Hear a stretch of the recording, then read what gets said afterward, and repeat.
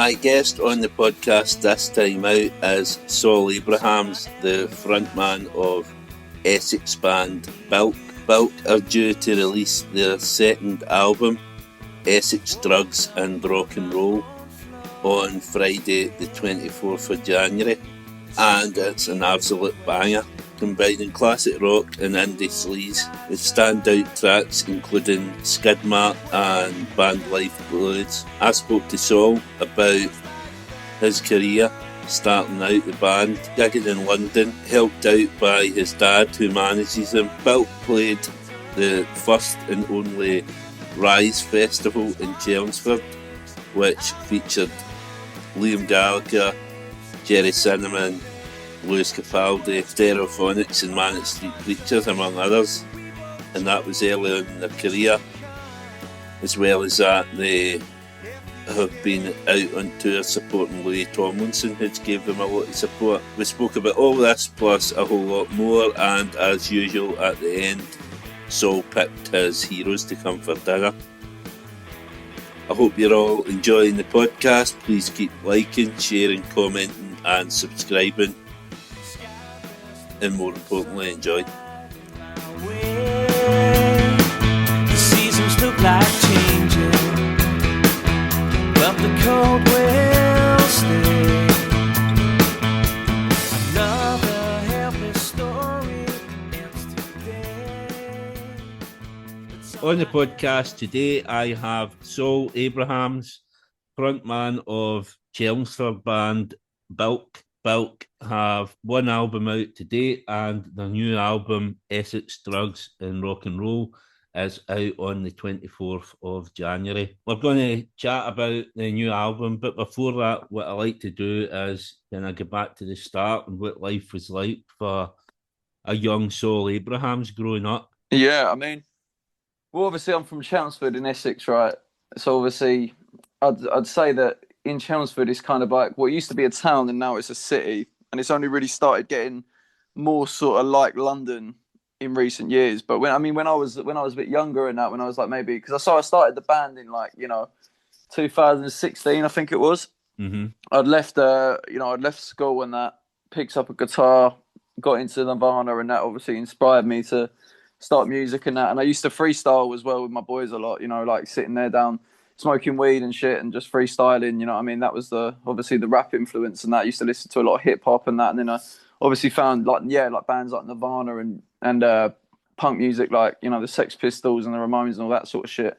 Mm-hmm. And that got me into sort of picking up a guitar and learning guitar, and I taught myself.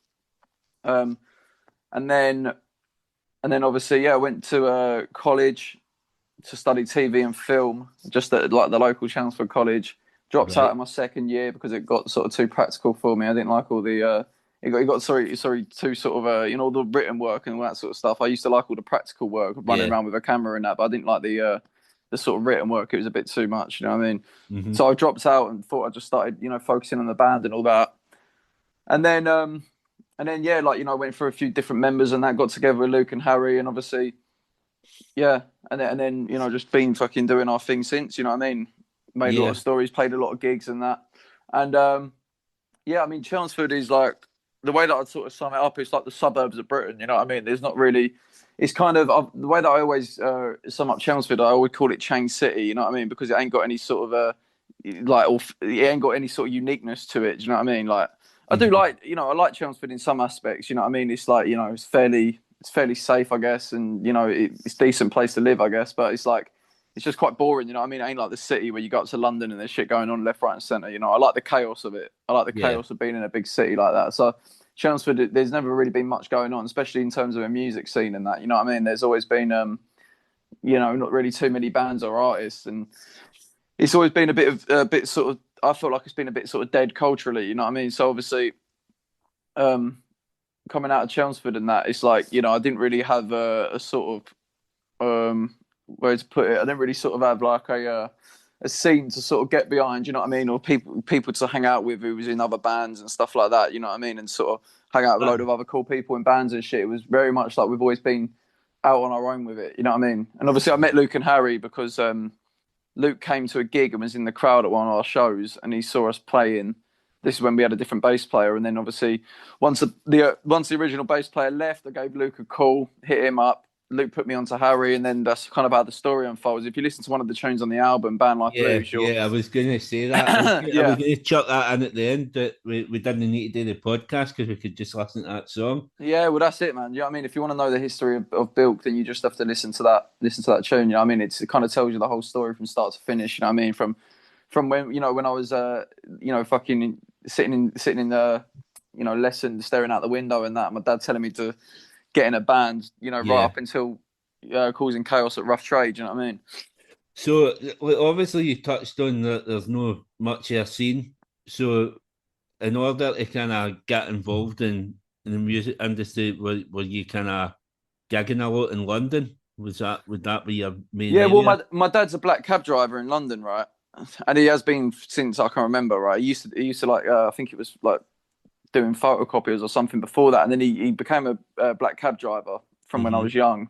So obviously when I started the band and that, my dad would be up in work a lot. So he still is, you know what I mean? I was on the phone to him this morning and that, and whenever I'm on the phone to him, I go, "You right, Dad? How's it going?" And he's like, "Yeah, yeah." And we were chatting away about the music because he manages the band as well, right? My dad, he's the manager of the Right. band, and he has been for years. You know, we had an industry manager at one point, but we got rid of him for whatever reasons, and so my dad's always been like our manager sort of thing. You know, he's always worked very close with it, believed in it, and that, and obviously, like I was on the phone to him today. You know what I mean? It's funny because I'm on the phone to him, I'll be chatting about music stuff and he'll go, hold on a minute. Right, where to, mate? Do you know what I mean? And then he'll be like chatting to a passenger, you know what I'm saying? But it's useful though, because whenever I'm up in London and if I'm like pissed up and I get lost somewhere, I can always call him up and he goes, oh, you're next to the bank on that street, yeah? Or you walk up there and you go, turn this corner, turn that corner, and you'll be there. Do you know? He always knows all the directions because he learnt the knowledge, which is like a 4-year thing where you learn all the streets of London, how to get to places. But yeah, so my dad obviously works in the cabin, he has done for years. So when we back in the day when I first started the band and that, and I was trying to get gigs, my dad would go around in the cab at night, and in between picking up passengers, he'd go into the the little bar like Dublin Castle in Camden, you know what I mean, like other like little venues and bars and pubs and shit in London, and just basically try and blag it for us, you know what I mean, to try and get a gig anywhere we could, you know what I mean. Brilliant. And that's how we sort of started gigging, you know what I mean. We were just playing pubs and workmen's clubs and like small bars and that. That's the thing about us as a band, you know. We've came up the organic, real way, you know what I mean. Like you see a lot of bands nowadays in the music industry and that. And to be honest, I think it's probably always been like it, where there's a lot of like what they call industry plants, right? Like people that have been picked up by a major label with not much of a following. They've been contrived and they've made them to look and sound a certain way, and it's all like a contrived. It's 4 blokes. It's 14 blokes or whatever in suits and ties sat in a boardroom meeting talking about how they're gonna make this artist get the biggest sales, whatever. Whereas with Bilk, it's like it's been organic from the get go. You know what I mean? It's been real and raw, and we've come up in a way that's like organic. You know, like our fans have found out about us. They found out about us through word of mouth, through social media. Like it's been an organic thing, you know what I mean? And obviously with the story of the band, I mean, like it shows, you know what I mean? I mean, we was playing. I remember, like, I think back to it. Like, obviously, we're playing Electric Ballroom on the next tour in London, which is 1,400 people, right? 1,400 people. But if I think back to some of the earlier gigs that we did, I remember us travelling up to Newcastle. You know, from Chelmsford, Essex, travelling up to Newcastle to play to my dad and the sound guy, and that's the only 2 people we played to in the room. You know what I'm saying? Yeah, yeah. So we used to do a lot of shit like that. Do you know what I mean? Well, I mean that's it. Like looking through your career, because I've been checking you, and the releases and all that have been relentless. You're constantly been releasing music. Yeah. So where were you? How were you recording music early on? Where were you doing that in Chelmsford, or were you going to the big smoke for recording? Yeah, I mean, like proper early on, I used to record at a studio around the corner from me called Studio 808 with this guy called Paul, and that was like, it was like 80 quid a track. Do you know what I'm saying?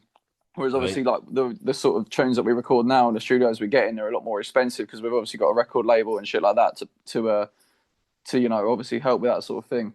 But like back in the day when we was sort of just starting out, it would just be a case of getting in the local studio, like wherever it was like on an industrial estate or something. We'd just rock up with our guitars and drums and that and just play the tunes, you know, one track each. You know, it was very like simple like that. Do you know what I mean? Because obviously at the time as well, when I was young, I was like really against like sort of multi-tracking guitars and that. I'd be like, it has to be one guitar, one vocal, one bass. You know what I mean? I was very like Yeah. strict in my my punk ethics of it. Do you know what I'm saying? I wanted it to be like that. Whereas then, as I got older, I realised that Kurt Cobain used to double track his guitars, and that made me think twice about it. I think. Do you know what I mean? Because he's one of my sort of, you know, idols, I guess. I Yeah. don't know. It sounds a bit cheesy to say idols, doesn't it? But he's one of the musicians that inspired me the most. I think. You know what I mean? Yeah, totally. But but I yeah, mean, like, talking go on. about the recording, because it is a slog. Like, obviously, as I say, I manage a band. We've wrote out 2 songs this year, but you're talking for recording for 2 days recording studio. We're talking close to £500, and then depending on what money you're making for gigs, all that money for playing gigs is going back into recording. So, Right, it's yeah. tough when you're starting it. Well, that's it, man. Do you know what I mean? I mean, it's a tough lifestyle and industry in general. You know what I mean? Like, you know, there's an AC/DC song that I always reference to myself, which is a long way to the top if you want to rock and roll. You know, I don't know if you know that tune. Yeah. But it's a classic, and it's like I always, whenever I'm feeling down about the band and I've got no money and shit, that I always play that song to myself because it makes me feel better about it. Because you've got to remember that if you want to be in a rock and roll band and you actually want to live that lifestyle, you know, it's glamorous in a lot of ways. You know what I mean? It's unconventional. There's a certain freedom to the lifestyle. You're traveling around in a van, taking drugs and drinking and fucking, you know, playing shows and having a good time. You know what I mean? And obviously, I fucking love it, and I wouldn't change it for the world. Right? I feel like it's completely what I'm destined for and what I should be doing in life. But at the same time, it's fucking hard. Do you know what I mean? And I always Yeah. say to people, whenever small bands come up to me and that, and you know, like smaller bands and us, the bands that are just starting out, like how I was a couple of years ago, and that, whenever they come up to me and say, you know, sorry, is the sound still there? Yeah. Yeah. Yeah, whenever, you know, smaller bands come up to me and that, and they say, oh, like, what, you know, what's your advice? And I say, if you're in it for the money, quit. Do you know what I mean? And go be an accountant or something. Because if you're looking to be in a rock and roll band and get rich nowadays, get rich quick, it ain't going to happen. Do you know what I mean? I'm not saying you can't make money from being in a band, but it's a tough, long slog, especially if you're doing it the real way. You know what I'm saying? Yeah. Like me with Bilk, yeah, and the music I make, I've never compromised for people. I've never wrote songs that I think are going to be popular. I've never, like, you know, dressed up in a bunny rabbit costume in a music video because some record label dick has told me to. Do you know what I'm saying? I do it the way that I want to do it. And when you do it like that, you do it as a true proper rock and roll band. You keep it real and authentic from the get. It's hard, and it's a hard slog, and there's ups and downs of it constantly. But you know, at the same time, it's completely worth it. I mean, Yeah. you know, going Well, back to the the album thing and is Bang with Like that as Blues. well, we keeping it authentic as well. That's that shines through, and the fans see that, and that's how you build the fan base, because Well, yeah, I people guess can so, man. I believe in think it. people know it's real, and I was just gonna say, like, when people going back to the album, if you listen to Band Life Blues, you can hear in that song that, you know, I'd say, like, the way that song makes me feel when I listen back to it is like, you know, it tells you the ups and downs and all the shit that you need to go through being in a band and all the rest of it. You know, if you listen to the lyrics of it, and that tells that story. But at the same time, it's like when you finish listening to that song, all it makes you want to do is fucking start a band. Do you know what I'm saying? Yeah. And that's the sort of attitude I want to put on people as well. You know what I mean? I want kids to look at Bilk and be like, you know, this is a fun, cool band. You know what I'm saying? And it's cool and it's fun to be in a band. You know what I mean? Like, there's a lot of miserable bands about at the moment and take themselves too seriously, and I don't really rate that too much. Do you know what I mean? So, 2018, and you on Spotify anyway. That's when you started releasing music. Yeah. And round about that time as well, you played a festival in Chelmsford, Rise Festival. Did that only go for 1 year? I couldn't find any other.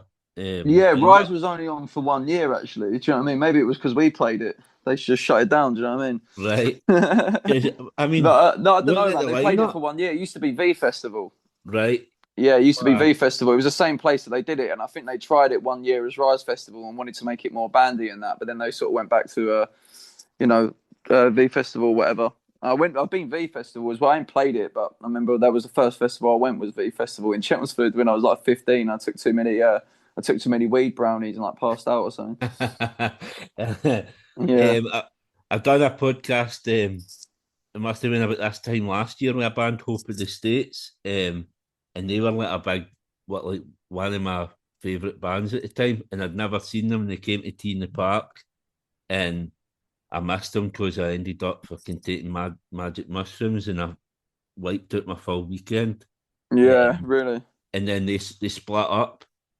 They split up like a month after that gig, and they just that same 20 years, and they just reformed and played in December. So that's Yeah, me man. finally went to see them. But I feel you with the festivals, and you Mate, magic mushrooms can fuck you up as well, man. Like, do you know what I mean? Magic mushroom. I've had a few ones with magic mushrooms, man. The first time I done them, I was in Amsterdam, and I took the magic truffles, and I think I was only meant to take like a couple grams of them. I took like 10 grams of the fucking things, and I was sat in the coffee shop feeling like God was gonna come down from the heavens and take me yeah. or something. Do you know what I mean? I was on a mad one, man.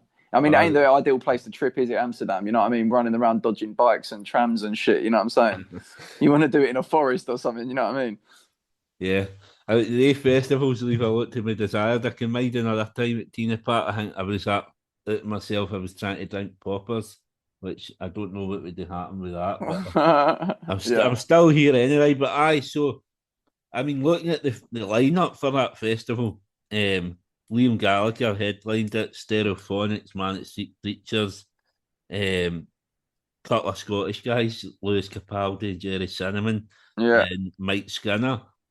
I've seen a kind of lot of there've been a lot of kind of comparisons to Mike Skinner, um, like a lot of comparisons bandied about with you and him. yeah. Was Mike Skinner a kind of was he somebody that you were into? Yeah, man, I've always been into the streets. You know what I mean? I think obviously that's why a lot of people come to that sort of conclusion with the music. I make that comparison. Mm-hmm. Um, yeah, I mean, like original pirate material. I don't listen to it too much nowadays. I think it was a thing that I listened to when I was a bit younger, but I definitely think that like some parts of the style, some elements of it, definitely sort of maybe shape the music that I make. Just how British it is, Yeah. and also just like the I mean, it's poetic. Do you know what I'm saying? And it tells a story, and it has that rap influence in it. You know what I'm Mm-hmm. saying? I've watched interviews of him before and like documentaries and shit where he talks about like how what he was basically doing was like taking the UK garage sound and then like sort of taking like the beats and the sort of spirit of the UK garage scene.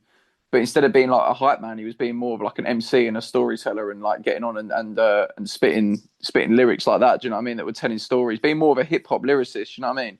And Mm-hmm. obviously, I think that's a lot of thing that goes over people's heads with Bilk. Is the fact that when you actually listen to the music, like obviously I have some songs where I'm singing more and all the rest of it, but you'll never really listen to a Bilk song and you won't listen to a Bilk song and you'll be left there scratching your chin. You know what I mean? Wondering what the lyrics mean. I mean, it's very like Yeah, very yeah. like to the point. You know what I'm saying? And I feel like that's the influence from rap music. You know what I mean? Hip hop music. A lot of it's very literal. You know what I'm saying? And obviously with Bilk, that's always been the sort of style that I like. I like to tell stories and shit. You know what I mean? I think like my rap influence has a lot of influence on the way that I write music, and it sets me apart from as a songwriter. It sets me apart from a lot of other people in the band scene right now. You know what I mean? Like, I listen to that Wonder Horse band. You know what I mean? Like I don't know if you know them, Wonder Horse. Yeah, yeah. But like I listen to them, yeah, and like I don't. It's all right, do you know what I mean? I don't really like it to be honest, but I listen to them and the lead singer. Like I'm listening to the lyrics of it, and I'm just like I don't really get it. Like, do you know what I'm saying? I don't. It's too. This is too like. I just find a lot of that shit a bit pretentious. You know what I mean? Like I don't really see like. It's like they've just gone in a dictionary and pointed a finger in whatever direction. You know what I'm saying? And just gone, oh, we will just write a load of random words. I like to be more literal in it. Like, do you know what I mean? Yeah. I like people to listen to the music and be able to like take something from it and relate to it. You know what I mean? Rather than like trying to be some mad like poet or something. Do you know what I mean? And it's that relation, see like the social commentary aspect that people can relate to, and that's like Arctic Monkeys kind of done that sort of style of social commentary. A guy that I like, Jack Jones for Trampoline, he does the same sort of poetry, social commentary stuff. Yeah, yeah, yeah. And his album came out last year, his solo album. I reviewed it and I said it's probably the closest thing that I've heard to original pirate material at that type Right, of yeah. album. So I I've always been a fan of social commentary because it does when it's something that everybody can relate to. So I it's a winner kind of been done that. But Well, yeah, and it's always changing as well, isn't it? Do you know what I mean? Like, obviously, social commentary.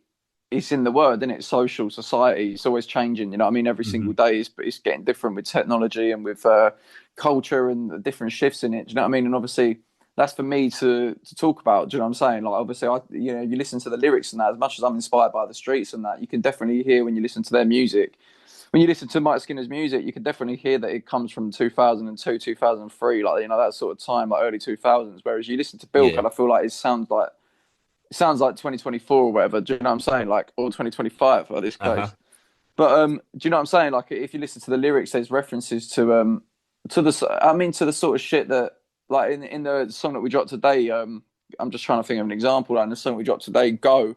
You know, one of the first lyrics, it says, "Been sat in my bedroom scrolling through reels, same deal." I've been, like, you know, talking about scrolling through Instagram reels, which is like a massive part of everyday life for most people nowadays. You know what I mean? Sadly, Yeah. and even I get sucked into that fucking shit sometimes. You know what I mean? But yeah, that's become a normal part of life. So I think it's like talking about reality. You know what I mean? That's what it's about. I don't. The thing is as well, like with the lyrics, I don't really even think about it too much, to be honest. Like, you know what I mean? I don't really sort of like sit and ponder like what the best lyric is or how it's going to be relatable or what people are going to think of it or how it's going to come across. I don't really get into it like that when I write songs and that. I just sort of sit down with a guitar and then whatever spews out of me.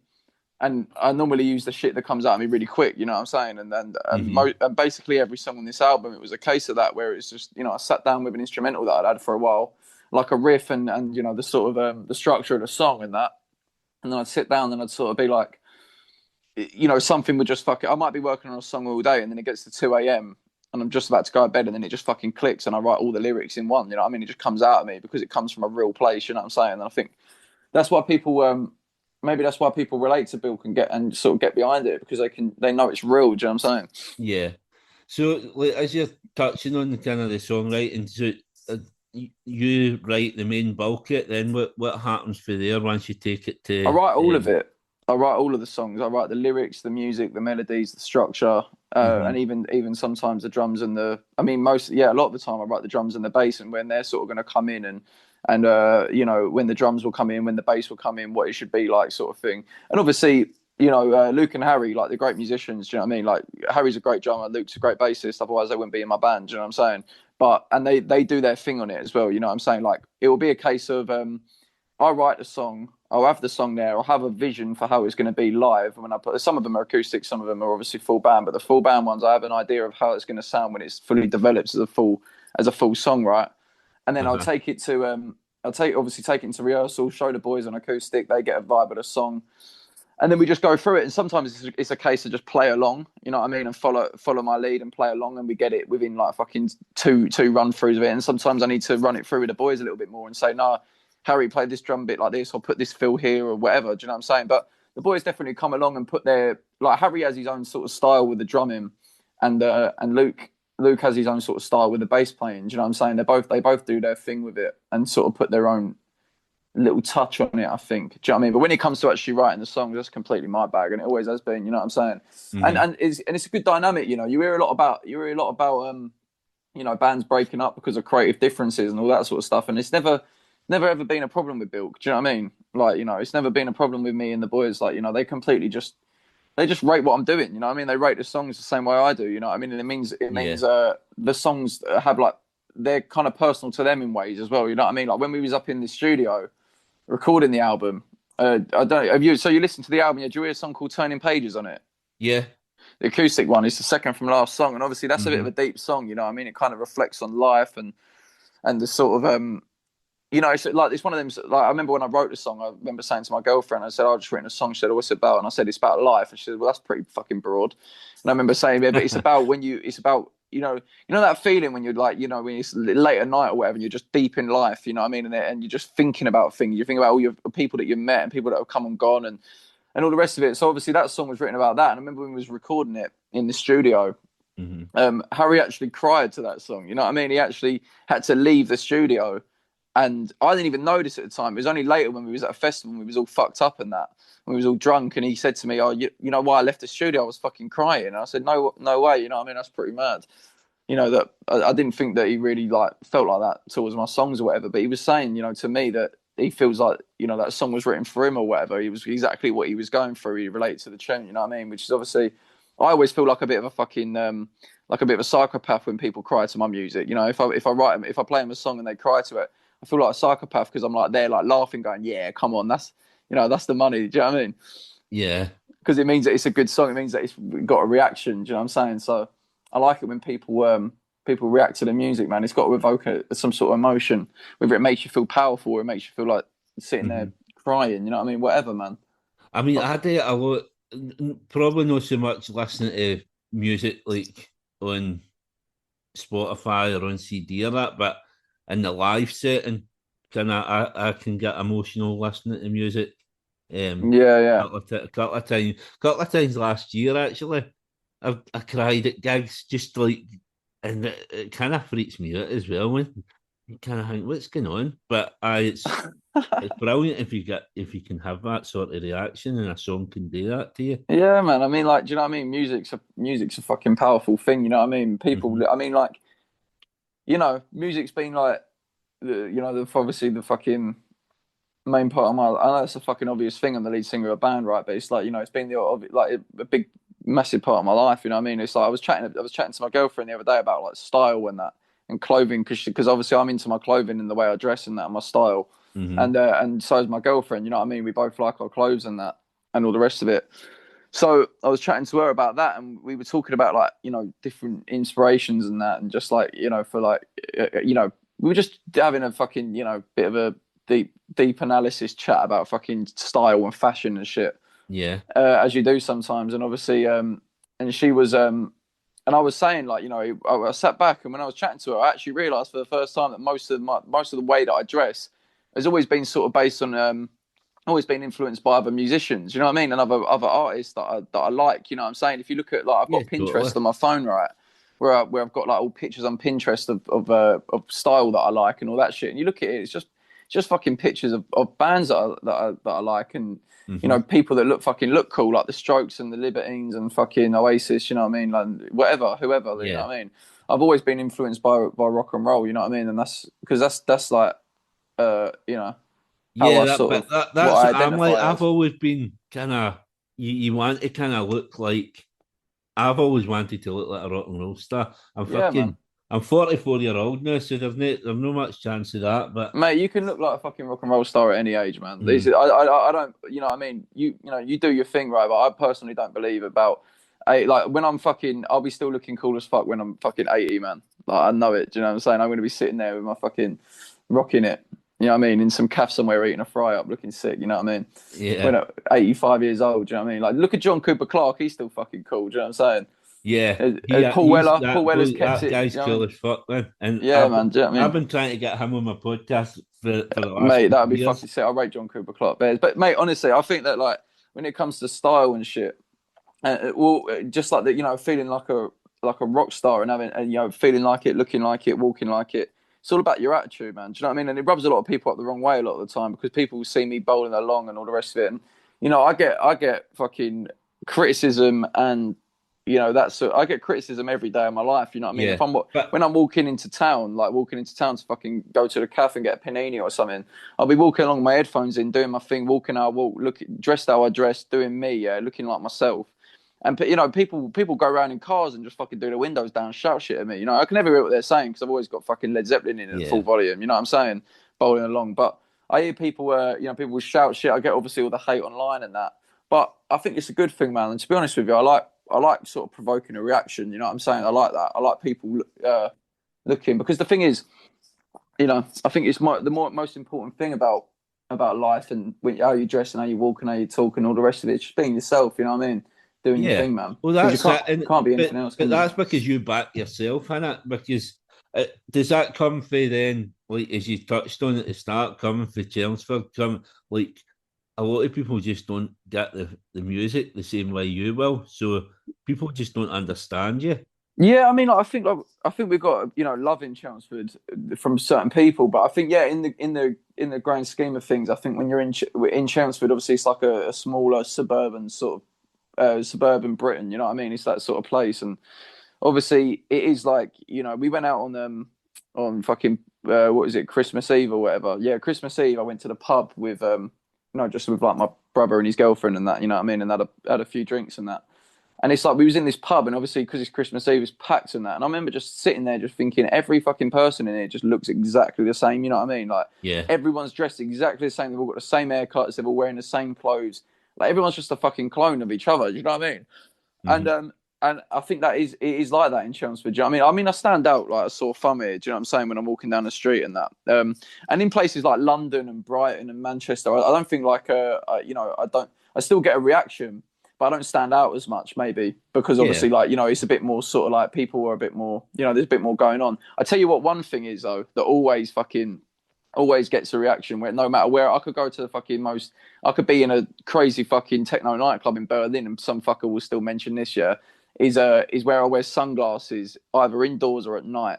When I wear sunglasses indoors or at night, yeah, which I do frequently because I like how they look, right? Obviously, people, mate, the amount of people that have come up to me, it's become a running fucking joke now. With the amount of people that come up to me and go, "Why are you wearing sunglasses at night? Why are you wearing shades indoors?" Do you know what I mean? And all this, like, people just can't get their head around it. I've come to the conclusion that it's the most controversial thing that you can do in fashion. You know, some fucker could walk through a door with blue hair, you know, fucking spiked blue hair, piercings, tattoos on his face. People won't bat an eyelid. Whereas if you walk through with sunglasses on indoors, people lose their fucking minds, man. And I think it's great. Yeah, it's a similar thing with hats. Obviously, like Yeah, it is. It is. you touched on like the Libertines. Obviously, I'm like Libertines were like my big band, and I was kicking about. Obviously, as I say, I'm for just outside Glasgow. So what about where I was? Like, I was kicking about wearing trilbies and getting the funny looks because people just people think a trilby's for an old man. Yeah, for sure, man, for sure. But I always fun with the hats was, see if you just wore it for like a week and took the shit, you then get used to it, and then it just became like a fucking normal thing. Yeah, man, you just got to embrace it as well. Do you know what I mean? Like, a lot of the time, I just fucking, you know, I just like, yeah, it doesn't really bother me. Do you know what I'm saying? And like I said, I do get quite a bit of satisfaction out of the fact that people are staring at me as I walk along and that. I think I'm a bit of an attention seeker, really. I mean, I'm the front man of a band. Do you know what I'm saying? I've got a bit of attention seeker. It's natural, man. That's it. But yeah, mate, it is the same with hats as well. Because I'll tell you what, I got this new hat, right, and I bought it from some fucking like old like hat shop in Barcelona, right? And it's like a sort of it's jokes because whenever I go out in it, people I've had it like 3 times now, yeah, where people say I look like a train conductor in this hat, and you'll have to see it. It's like a sort of I don't even know what it's called. It's like a Kangol hat, right? But it ain't like a Samuel Jackson Kangol hat. It's like it's you have to see it. Do you know what I mean? But yeah, people that's becoming like a close second to the sunglasses. Do you know what I mean? And what's the most controversial? You know what I'm saying? But it makes me want to do it more, mate. It's got to the point where my mum, even when I'm going out and about and that, I'll be going on a night out or whatever, or I'll be, you know, going into London, where my mum will go, "Oh, so maybe don't wear shades tonight." Do you know what I mean? Maybe don't wear the sunglasses. You don't want negative attention. You don't want to get into fights and that. And I'm just like, do you know what? It makes me want to wear it more. So a couple of kind of big things to discuss. Obviously, like Scruff of the Neck Records record label coming on board. How helpful was that for you? Obviously, like they've worked with a couple of my previous guests, Shelter Boy and Shambolics. So how was it kind of getting on board with them? Well, we obviously signed with them about 5 years ago or something in 2020, and we've done numerous projects signed to them. We've released 2. I think is we signed for an EP and 2 albums, and then obviously, you know, when we've done the album Allow It, which was in 2021, I think that was, and then we did dropped in 2023. I think it was the debut Bilk album. Like, you know, it was self-titled Bilk, and then obviously Essex Drugs and Rock and Roll is the second album, and then I think it's like, you know, something like 3 months after the album drops, we're then independent again and free, and we're just gonna, you know, see how we get on from there. Do you know what I mean? See what happens, really. Yeah. And so obviously you touched on some of the EP releases, and in between like the Allow It EP and the Just Don't Work For Me EP, you played yeah, I don't even think that was meant to be an EP, that Just Don't Work For Me EP. I think that was just the record label. Yeah, they just kind of banned. Yeah, they were just releasing because it was a single. So I think they was releasing the singles in a certain like order, and then obviously they were releasing the singles in a certain order, and then obviously fucking they'd just like bunch up and become EPs or something. I don't really know. Do you know what I'm saying? I think it was something that the record label done. Do you know what I mean? Whatever. I don't know. Yeah. So like, in between them anyway, we had lockdown and all that, and like one of the first festivals that you done was with Louis Tomlinson, festival Away from Home. Yeah. And then from that, the following year, you supported Louis on his kind of British leg of his world tour.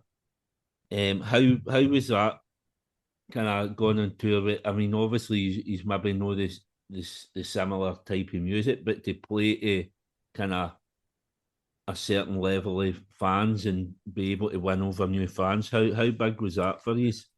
Yeah, I mean, like it was obviously a different experience at the time. You know what I mean? Like, I'll give you like a little rundown of how it sort of came about and that. Because so basically, like in 2018, I think it was. This was before we even. This was like, so our first two singles were like Give Up and Spiked, right? It was Give Up and then it was Spiked. Mm-hmm. And obviously, I think it was even before we dropped Give Up, Louis Tomlinson DM'd me on the Instagram. So this was like, I mean, we must have had something like 4,000 followers at this point. Probably not even that. Do you know what I'm saying? Like we were tight, like so much smaller than we are now, you know, as a band and that. And fuck knows how he came across us and that. But he messaged me on Instagram saying about how he liked our attitude and all the rest of it. Because obviously, you know, a lot of people say that we've always had attitude in the band and all the rest of it. So he liked the attitude he was saying about how he likes Oasis and the Pistols and that, and about how we reminded him of them sort of bands and that. And then we got chatting in DMs and that. And then since then, he just kind of followed the page and liked a load of posts and sort of just like, we messaged here and there, like occasionally, like he just messaged me and shit. And I messaged him back and we'd chat over DMs and that. And it was like just a natural thing, really. I never really, like, I'm not really the sort of person to like, you know, obviously you ask for favors sometimes, you know what I'm saying? Like, but I'm not really the sort of person to be like, oh, Louis Tomlinson's messaged me. Now let me ask him for a shout out straight away. Do you know what I'm saying? Like, I'm not going to do that, innit? Like, you know what I'm saying? I'm not really that sort of bloke, and we're not really that sort of band, you know what I mean? So it was just a natural thing, really, where it was just us chatting in the DMs about what music and shit, I guess, like a little bit and that. And obviously he just supported what we done and fuck with it. And then like years later, like obviously that was like 2018, so like 19, 20, 21, about 3 years later or something. Obviously he was just supporting us like constantly over that sort of supporting us through that time, through those years. And then obviously it got to him doing the Away From Home festival in 2021, I think it was. And then he asked us to do it. Do you know what I mean? It was out of the blue, and we were sort of like, you know, the way that we looked at it, really, because obviously it's a bit weird for like we're obviously at that time as well in 2021. Like we've grown into more of a rock and roll sort of indie band, I think nowadays. You know what I mean? With this second album and that, it's a lot more accessible to an everyday listener, I think, than maybe some of the earlier stuff. The earlier stuff was more sort of I'm just gonna get a water as I'm chatting to you, so if there's any background noises, it'll be that. Fine. But yeah, basically what I was saying was like obviously, you know, at that time, like we've grown into more of a rock and roll and more of an indie band now, right? And like broaden our horizons and that. But at that time, we was more of like a punk band. Not in so much the attitude. Like, I don't think the attitude's really changed or anything like that, but just in the music, you know what I'm saying? So obviously, when we got asked by Louis Tomlinson to support him in that, it was a bit sort of like, fucking hell, like, should we do it? Should we not? Sort of thing. Like, obviously, we were just considering whether it'd be right for what we're doing. You know what I'm saying? Yeah. Considering whether it'd be right for our path and that, like, you know. And then we decided to go for it on the basis of basically, like, you know, if he was asking us to, if him and his team and that were asking us to go play there and, you know, change what we were doing and be more clean cut and be more clean cut and, you know, drop all the swearing and shit like that, then obviously, you know, if we were going to change our act and they was asking us to change our act, then we wouldn't have done it. Do you know what I'm saying? Yeah. But they would, like, Louis Tomlinson was all about what Bilk was about, and he wanted to put on new bands and that. And he's a fucking cool dude, man. I rate him a lot, Louis Tomlinson. Like, he was a very, very stand up, real dude. You know what I'm saying? Like, one of the good ones that you meet in the industry. You know what I mean? He's been very supportive of a lot of kind of bands. Yeah, he's kind of. Well, this is the thing, man. Like when we met him at the festival and that, I remember we was in like the backstage bit and that, and we were chatting to him and like, you know, he was talking about like there was a video on my Instagram where I like was on stage and I threw up on stage and that, and he was like laughing about that, going, "Oh, where's that video that you threw up on stage? It was fucking sick," you know. And he's got, you know, he's got although he's more into like he does a sort of pop thing and that. Yeah. He's got like he loves that sort of rock and roll attitude and lifestyle, I think. Do you know what I'm saying? So he's a The cool dude, man. irony Do you of know what I that mean? as well as I went to obviously I'm just outside Glasgow. I'm a Celtic fan, and I went to it was a charity football match, Celtic Legends or something, and Yeah. Louis Tomlinson played in that game, and he get tackled. He get some hefty challenge in the side of the pitch, and he ended up being sick on the side of the pitch at Celtic Park. He's world famous for it. So I've seen him spewing up. Right, there you go. Do you know what? Actually, see that football game. Obviously, it was a charity game. It's probably the only time I've been to a game, and every time he touched the ball, there was like 20,000 young lasses just cheering and wolf whistling every time he picked up the ball. Man, it was Yeah, that's it. surreal, Well, man.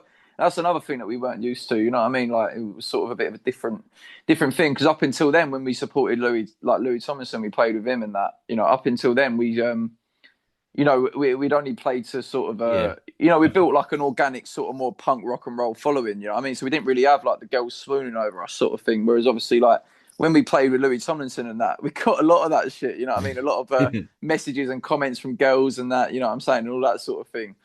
You know, because me, Luke, and Harry, we're not bad looking. Do you know what I mean? Yeah. And obviously, the girls, I mean, it's that sort of crowd. Do you know what I mean? I remember when we walked out on stage and that and supported him. The sound of the girls just screaming, man.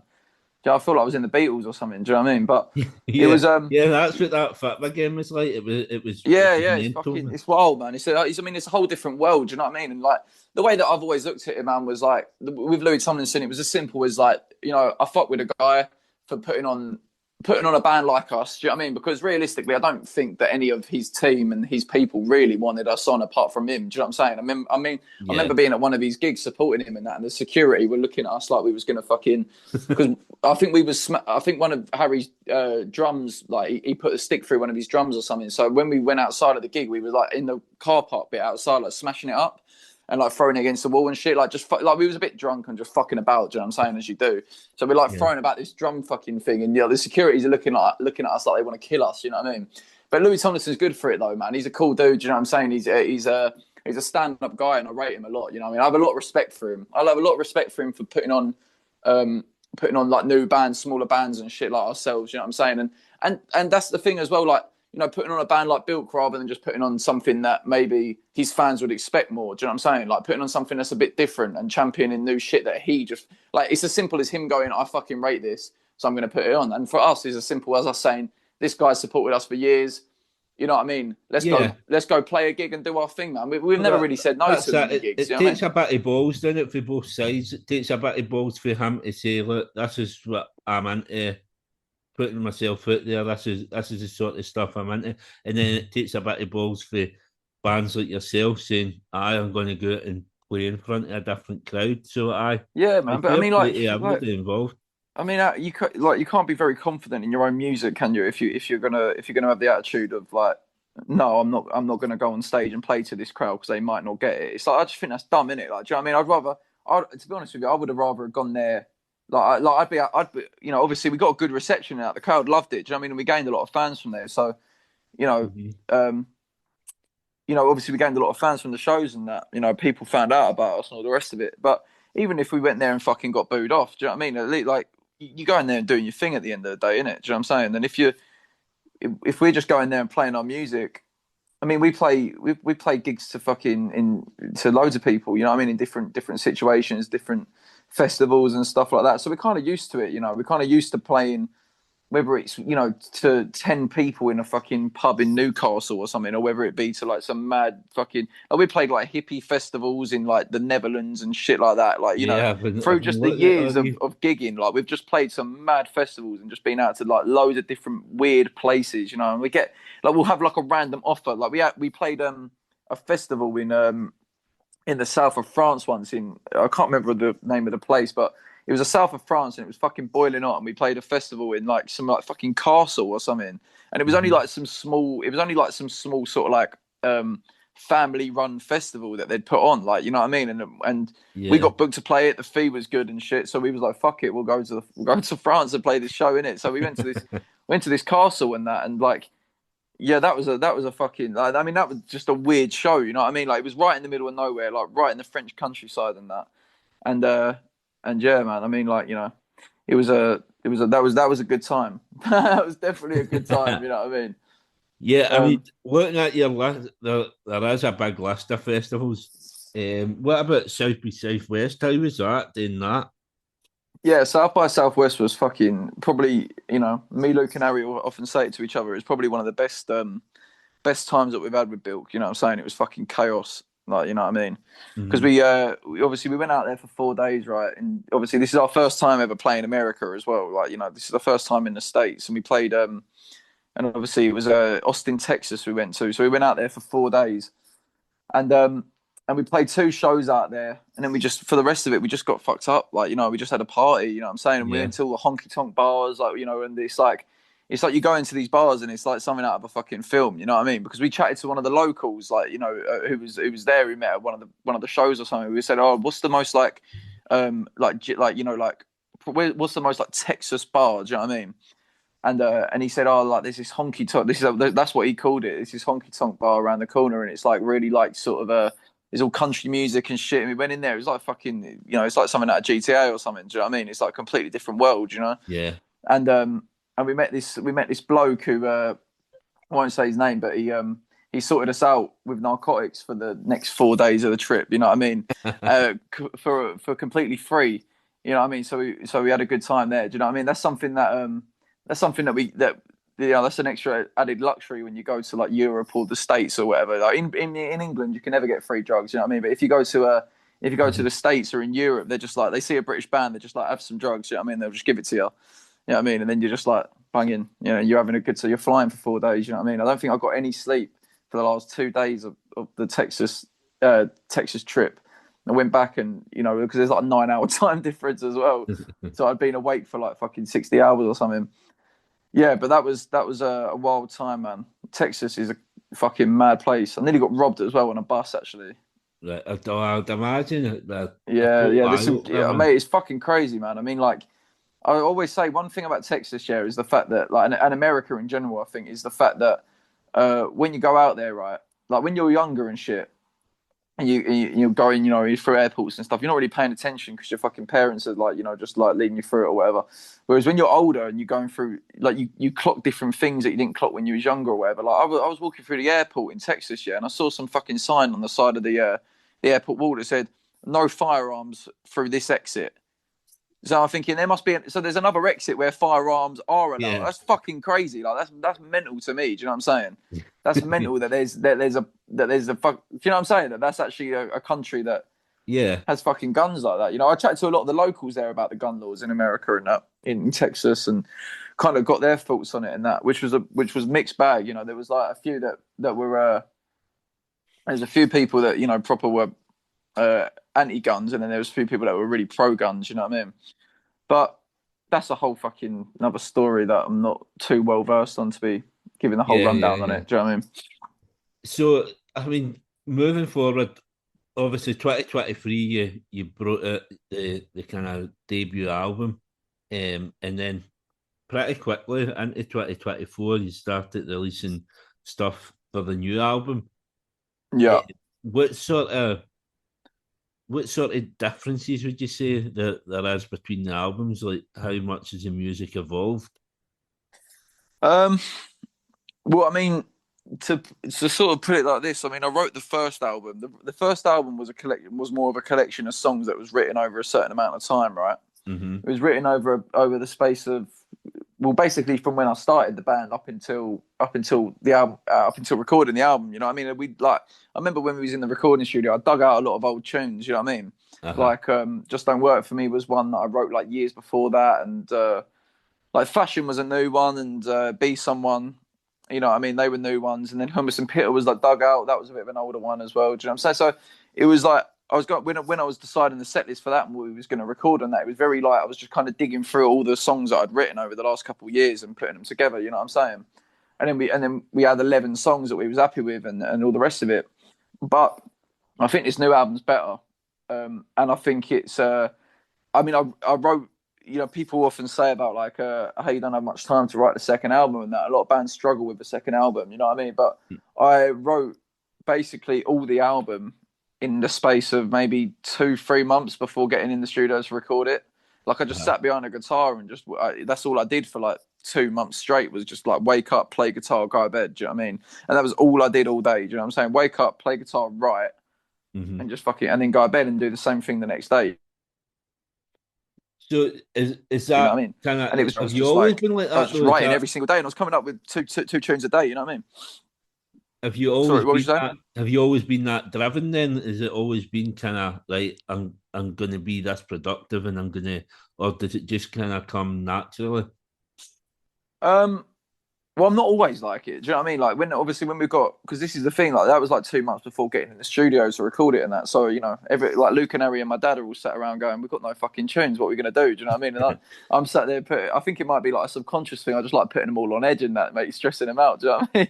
Maybe it's good. It's good for the fucking spirit of the band. Do you know what I mean? Cause a bit of chaos. But no, like you know, I've always been a hard working person. You know what I mean? It's like at what I like. I'll say that at what I like. You know what I mean? Because if I say that, I've always been a hard working person. That anyone in my life, like my girlfriend, my mum and dad, my friends, anyone that knows me, if they listen to this podcast and they hear me say the words, I've always been a hard working person, they'd probably fucking laugh. Do you know what I mean? They'd probably laugh, man. Because I'm a lazy fucker with a lot of things, you know. Like when I was in school, I never used to apply myself to shit because I didn't enjoy it. Do you know what I'm saying? Maths and science and that like I'm a smart person. I think I'm intelligent, but I'm not. But if I don't have an interest, I'm the sort of person. If I don't have an interest in something, I don't really apply myself to it much, and I don't Yeah, really put much effort into it. Whereas if I'm the sort of person that if I like really love something and I'm really passionate about it, I get fucking obsessed with it. Do you know what I mean? And it will be like every single. I mean, the band, man. I live it every single fucking day. You know what I mean? I'm thinking about it every moment of every day. You know what I'm saying? I'm always thinking about it. Do you know what I mean? Always planning shit. Always writing. Always thinking of ideas and blah blah blah whatever. You know, I edited the last music video that we put out and the one before that as well. I edit my own videos. You know what I'm saying? Like I'm very hands on with it. A lot of it's my well, basically all of it is my vision. You know what I'm saying? yeah. And my vision See, put together. You know what I mean? what comes across mostly through this interview is just the passion and the drive that you've got. Yeah, man. I think that we're the best band about at the moment by far. Do you know what I mean? And I think that I'm as good as a songwriter and we're as good as a band as any other great band that's been before us. And I genuinely believe that. I say that to anyone else that would ask me outside of this podcast. You know what I mean? I'm not saying it for bravado or to try and sound like Liam and Noel Gallagher. Do you know what I mean? Like No, no. I'm saying it because I believe it. Do you know what I mean? I think my music. I don't think my music's underrated. I don't think Bilk is underrated, but I think we're underheard though. Do you know what I mean? And I think Yeah, that's just because we haven't had the exposure that I think a lot of other artists and bands maybe get with other record labels and other teams and shit. Like we've always, you know, we've to tell the truth, we've had a lot of we've had a fair few problems with you know, people in the industry, like you know, certain people coming in and then certain people coming out, and you know, like not being happy with some of the jobs that people do and all the rest of mhm. it. And you know, a lot of people have been cool as well. Do you know what I mean? And it's worked or whatever. But yeah, I mean, I've always believe that if we had more, we've built the only thing that's sort of not making us the fucking biggest band about right now is the fact that there isn't as much exposure there. And don't get it twisted, you know, we're growing a lot. Do you know what I mean? But this has been like a slow, steady growth over a couple of years. I mean, like put it this way, yeah, with when you think about bands at the moment, right? There's this band called Bad Nerves, right? They're from Southend, yeah, Uh-huh. and I've you know I've met them before at a festival and that they're quite a good band to be fair. I'd say they're one of the better bands about at the moment. You know, I saw them live and that they're a decent band. Um, and so I saw them at this festival and that I saw their live show and that and as you do when you're in a band, you often look at other bands here and there. Do you know what I mean? See what they're doing and like they're playing the Electric Ballroom like just before we are in it. So Hmm. obviously I think it was Harry or whatever showed me their Instagram the other day and was like, you know, and I was going through their feed and that, and I saw that they'd supported like Weezer, Green Day, you know what I mean? And then you look at like other bands that we know, like there was this guy called Masterpiece that supported us on one of our UK tours, and he supported like the Streets, Kasabian, like you know, on big tours, you know what I mean? Like big Yeah. tours that these people support. Like when you actually think about it, yeah, like like if we actually deep this right now, like we've been going for like 8, 9, like I'd say, well, since 2016. So like, you know, yeah, about 9 years. And we've never ever once had a support tour. The only thing closest to a support tour that we've had has been like 2 shows with Louis Tomlinson and the festival. And that's, I mean, that like, you know, doing that in terms of our popularity and growth in fans and that did bits for us. You know what I mean? We got a lot of people that still come to the shows now who found out about us through those Louis Tomlinson shows. Whereas you know, other bands, artists like in the similar genre to us and all the rest of it, you know, we've never been offered a support tour by anyone. Do you know what I mean? I don't know whether that's you know, the people that we're working with, or whether it's just like people don't want to have us on. Because one person even come up to me and said once that I was chatting to them about this sort of thing, and they said the reason why a lot of people don't want to get involved with you is because you won't be molded and told what to do. You know what I mean? And whether that's true or not, I don't know. Do you know what I mean? But I do think that Bilk is a band nowadays, one of the only bands nowadays that is actually sticking 2 middle fingers up and actually doing things our own way. You know what I mean? Not bowing down and not being scared to be ourselves and say what we want to say. You know what I'm saying? Whereas a lot of people nowadays are scared, and they're you know, with like just with society and how it is, a lot of people are just worried about what people think. You know, we live in such a judgmental society where if you make one mistake or you make one wrong move or you say one wrong thing or whatever, you're ridiculed online. You know what I mean? In front of fucking millions of people sometimes. You know what I'm saying? Or, you know, like say you're dancing like an idiot in the nightclub, like we've all done before. Do you know what I'm saying? Because dancing like a fucking idiot is fun. Do you know what I mean? And it's good to do that. It's fucking freeing for the soul. You know what I mean? To dance and let yourself be free and not care about what other people think. But it's like, you know, you could dance like an idiot in a nightclub nowadays. Some fucker films it on their phone, puts it on TikTok, it goes viral, and before you know it, you're a fucking laughing stock.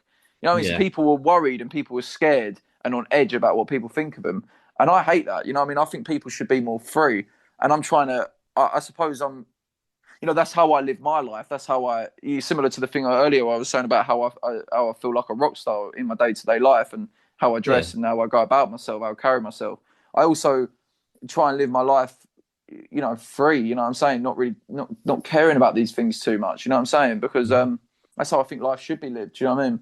And that's got on a bit of a tangent there, but yeah. But with that, in the long run, that's more attractive. That's sort of what you're talking about is going to draw me in more than somebody kind of tell me what they think I want to hear.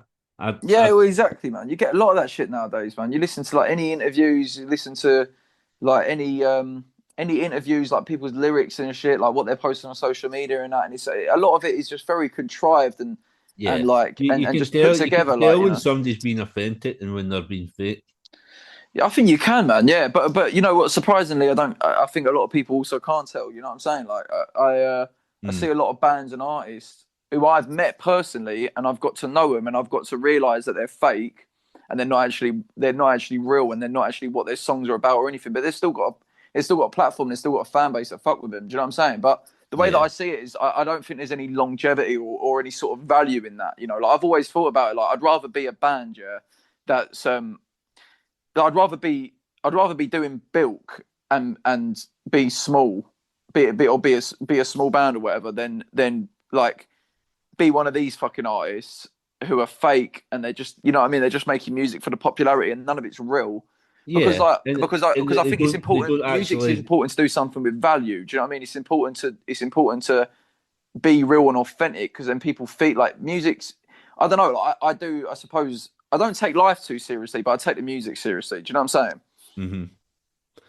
So sorry, what was you saying? I interrupted you there, I think. No. So no, what you were saying is it's totally, as I say, authentic. What you're saying is authentic as well.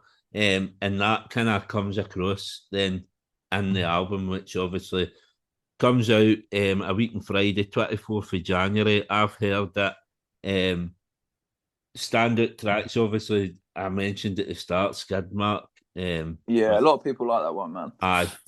It just basically, man, there is so many cunts in my life, and it just fucking does it for me. Obviously, you mentioned Band Life Blues, which we could just have played that song and not done the podcast, and it kind of tells. Yeah, it tells the whole story. It sums up the band a lot, you know what I mean? And that's why we put it as the last song on the album, you know what I mean? Mm. But I'll tell you a funny story about Skid Mark it's not too much of a story. It's just something funny. But basically, when we went up to London, right, and and met up with Derek Wibley from Sum 41, the lead singer, yeah. And we were like, we went backstage and that and was like chatting to him and shit because he rates the music, he rates Bilk, so he invited us to a show. Do you know what I mean? Uh-huh. And it's their last tour, so we haven't had the chance to play with them all. I mean, they'd be a sick band to play with. Do you know what I'm saying? Because me, Luke, and Harry literally grew up on that shit. Especially Luke. You know what I mean? Like Luke's a proper pop punk head. He loves Sum 41. They're like one of his favorite bands. And but obviously we have a lot of respect for the music, and Derek from Sum 41, he has a lot of respect for what we do. So there was this mutual respect thing, and basically we linked up in his green room, and we was playing tunes and that out the speaker, and we was showing him the new album and that, and just playing the tunes and chatting about it and all the rest of it. And then when he heard Skidmark, he was just saying about like how we were talking about like, the difference of the word cunt, like how like in the I'd say like there's different levels of it, right? Whereas like in Australia, it's like it's so throwaway. You're a fucking sick cunt, mate. You're a fucking you're a fucking mad cunt. You are, mate. Do you know what I mean? It's just throwaway, isn't it? Whereas in England, it's sort of controversial to a point, but it's still normal. Whereas in America, it's like if you call someone a cunt, it's like it's a big deal. Do you know what I mean? It's like the worst thing you can call someone, sort of thing. But it was just funny because we were just laughing about it. He was saying about how he hasn't stopped saying cunt since. He seemed to like that one as well. I think a lot of people will. Do you know what I mean? Yeah, I love it, man. It's a very therapeutic experience listening to that. Say that again. Sorry, it's a therapeutic experience for me, that song. yeah, is it? Another song that I like is Beatrice, which kind of. Oh yeah, that's about my girlfriend. I was wondering kind of on specifically on this album, what sort of kind of influence would you say you were? Obviously, you've mentioned like Sum 41 stuff like that. Is there any kind of indie like kind of libertines at time? Is it? Do you take what with the song Beatrice? Just kind of. I kind of get a bit of a Coots element to it. Yeah, it's a bit. Yeah, it's a bit. Well, I like the Coots, and you know what I mean. All the I've got them albums in my record collection. You know what I mean. I've got Up the Bracket, and I've got the Libertines self-titled second album. I've got the Coots Inside. What is it? Inside Outside, I think it's called. Yeah. Well, because even looking at the album, see like the artwork, the album artwork, kind of even the kind of the font looks similar. Yeah, you're the first person that's brought that up, but it's actually pretty similar. Yeah, I guess. Yeah, the red and black sort of color thing. Yeah. Yeah. I know what you mean, but we didn't do that intentionally. It just ended up looking like that a bit. You know what I mean? But yeah, man. I mean, I definitely like. I like. Libertines. I listen to the Libertines. I listen to the Coots. You know what I'm saying? Like, and that's the thing, man. I listen to a lot of different things. It's like you listen to R&R, and you can hear an AC/DC influence, and an obvious Oasis influence as well. And then you listen to Slag, and it's got more of a pop punk Libertines sort of influence. And then the songs are just they're all like a culmination of everything that I'm into. You know what I'm saying? Whether it be Eminem, Dizzy Rascal, hip hop shit, or whether it be band music like Oasis, Nirvana, the Libertines, Arctic Monkeys, whatever. Do you know what I'm saying? Like, I'm just into music. If music's good, if I like music, if I like something, it's good. Do you know what I'm saying? I don't really try and like go by genres too much and all that sort of thing. You know what I mean? Yeah. Well, as I say, I've been listening to the album the last few weeks, and I'm mega impressed with it. Can't wait for everybody else to hear it in a couple of weeks. Mate, so can I. I mean, like this. I feel like this album really sums up like not only where we're at as a band musically and that, and kind of like what direction we're heading in now, I guess, but also just like if you listen to the album from start to I want people to listen to it from start to finish. You know what I mean? That's how I feel like an album should be listened to, especially one like this. I mean, like all the tracks, like 13 tracks. And they're all placed in a considered order, you know what I mean? To like let a kind of, not a story so much, it's not like a direct narrative, but there's definitely like a, you know what I'm saying? Like you listen to it from start to finish, it's a certain thing, rather than just like banging it on shuffle or whatever, it does flow, and that's the thing, when Katie sends me over the albums like that, you can't shuffle them anyway, so you get to hear them in the order they're meant to be in. Yeah, for sure. It's kind of, it changes. Obviously, Spotify has changed the way people listen to music, but I urge people to go and listen to the album the way it's intended, because that's when you get the best kind of. Yeah, man. I mean, I hope people do. Do you know what I'm saying? I mean, like for me, I think if you listen to the album from start to finish, Essex Drugs and Rock and Roll, and you're not blown away by the end of it, Yeah, I understand that. Do you know what I mean? I've listened to the album in full. Like when we got back the masters of the tracks and that, after we recorded it, I listened to it from the top to bottom, start to finish. And I remember calling up the boys and just saying, look, because with the band shit, like I was touching on earlier, like it's very like when you're coming up from like a normal suburban Britain worker class background, and like what I'm saying, and you haven't had like a lot of support from certain people, and like like not doing any support tours like a lot of other bands get, and sort of feeling like almost feeling like the world's fucking against you sometimes, you know what I mean? And just being in a band in general, like it's difficult, you know what I mean? There's a lot of ups and downs, like you worry about money, the uncertainty of the future, like you know what I'm saying, like it's difficult, isn't it? Yeah. But it's like, and it's easy to get caught up in all that bullshit, right? And worrying about shit and stressing about shit, you know what I'm saying? And worrying about the future. It's easy to get caught up in all that bullshit.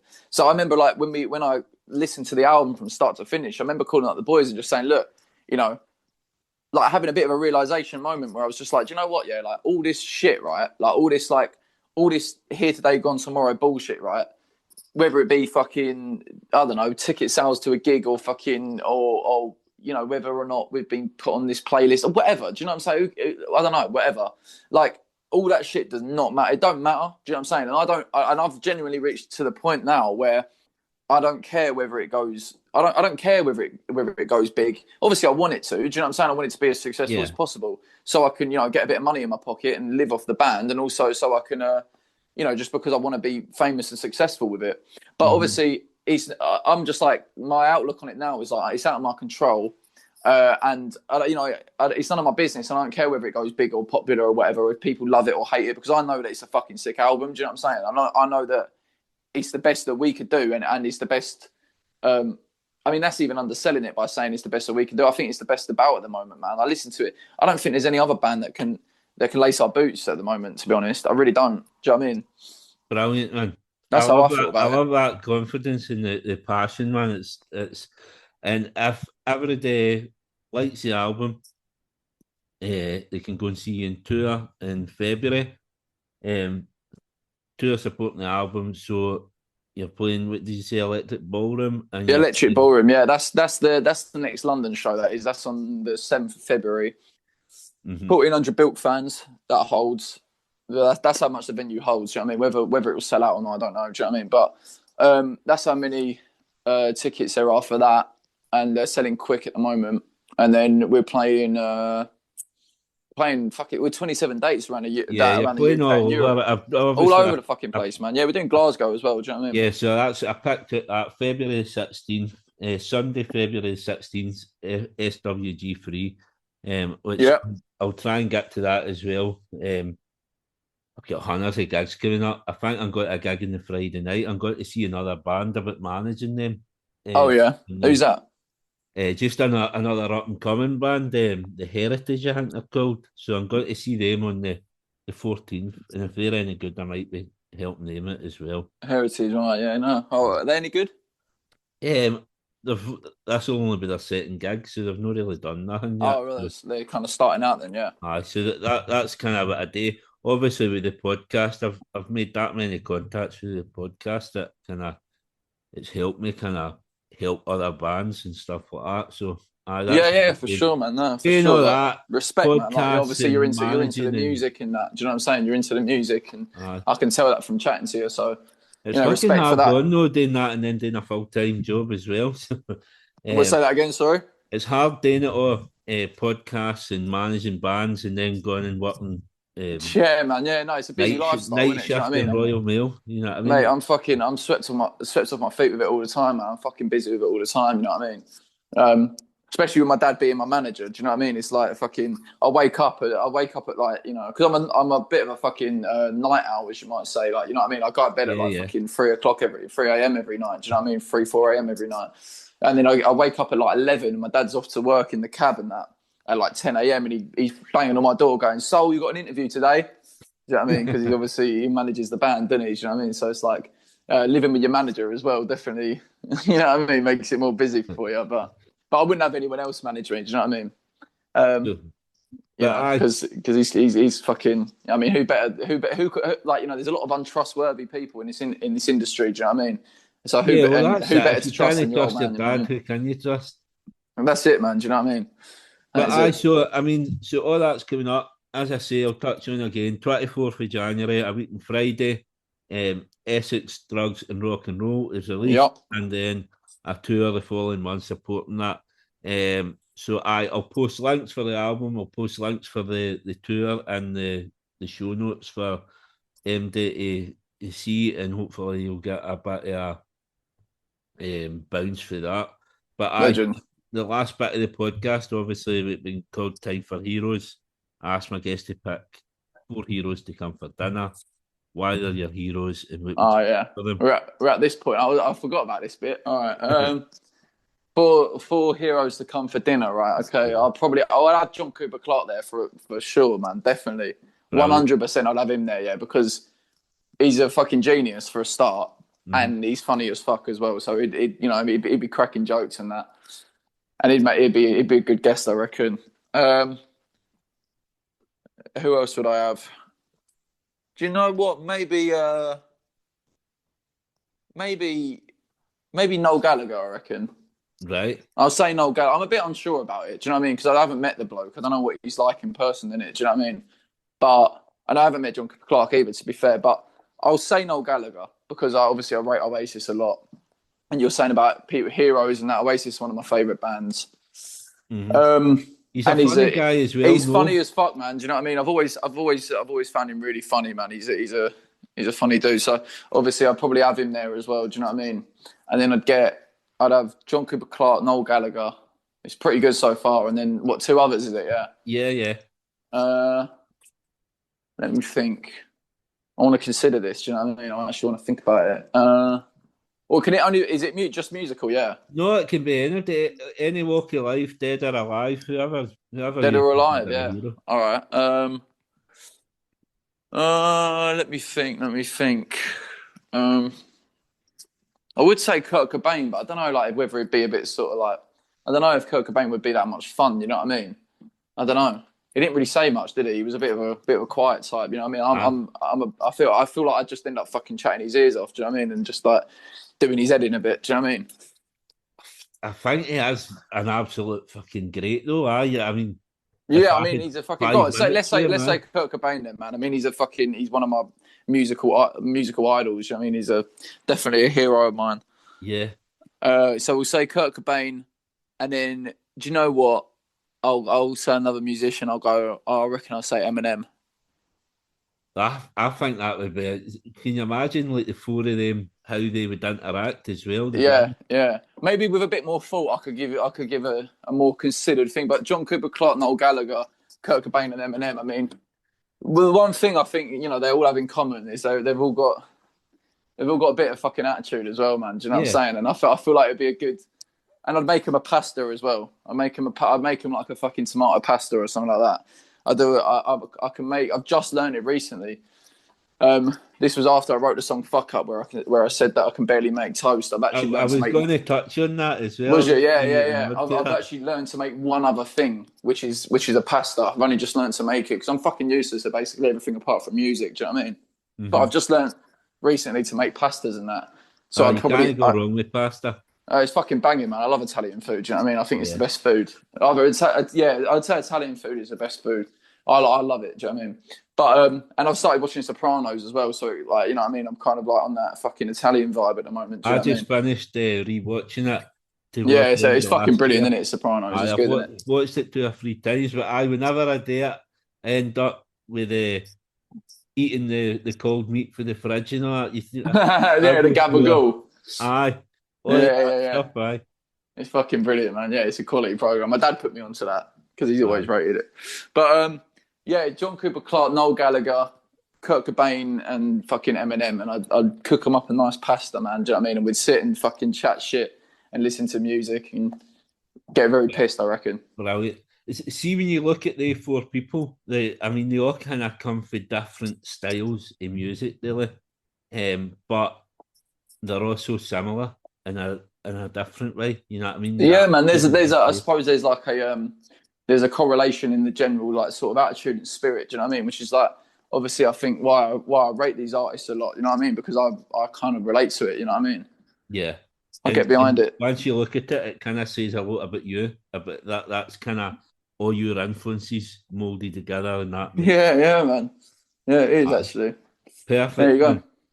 All right, man. Well, nice one. Right, you know, hope I've been able to answer your questions and tell you what you need to know and that. Yeah, it's been brilliant. It's been an absolute pleasure. Again, man, 24th of January, albums out, Essex Drugs and Rock and Roll, an absolute cracker of an album. Legend. Just, if for nothing else, just for Skidmark, man, it's an absolute fucking piece. All the best for everything coming out. I hope to see you up in Glasgow next month. Legend, man. Yeah, come to the show, man. It'd be good to see you there as well, Martin. Nice one. You go and enjoy the rest of your day, and this will be it next week, just to coincide with the album. All right. Nice one, bang it, man. I think I've got another interview after this as well. I've got to jump on the phone with it. Yeah, I think so. With another one. That's all I'm doing today because the album's just coming out around the corner. I'm just like, it's just like fucking interviews. Do you know what I mean?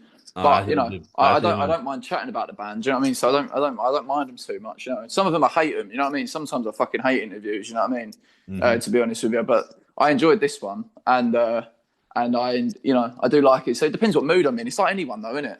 You know, sometimes you're in the mood to sit and chat about the band and that, and then sometimes you don't want to chat to it. I'm very like that as a person. You know what I mean? I'm a bit of a cat like that. You know, in terms of my personality. Sometimes I'm want to chat to people, and then sometimes I'm really like, you know, introverted and don't want to chat to anyone. So I think I've probably got to jump on that in a minute. So yeah, cheers, Martin. Care, nice one. I'll speak to you later. I'll tag nice you. Nice one, man. Yeah. Hopefully see you at the Glasgow gig as well. It'd be good to see you there, mate.